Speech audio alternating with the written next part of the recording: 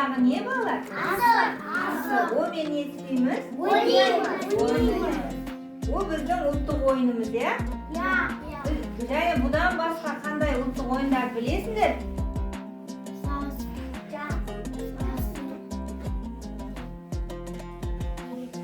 Дұрыс, теңгеру, тағы қандай ойындар бар екен?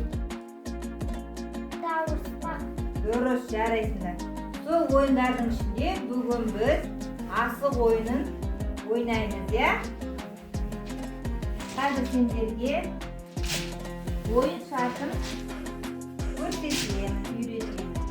Балалар, аударып бақ. Мен қазір ортаға асықты төгемін де.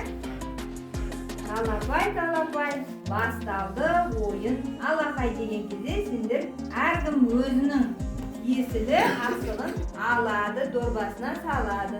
Сосын оны яқа түзіп ойнаймыз, иә?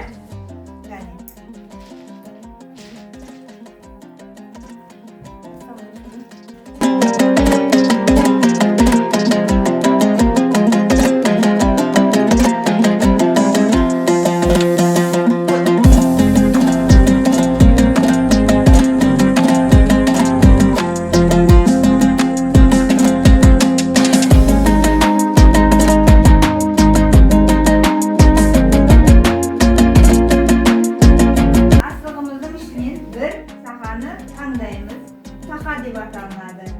Қалғанын 5 асықты ортаға тіземіз. Кәне, міне, мен ұқсап. Алып, сөмкелерінен 5 асық шығарамыз.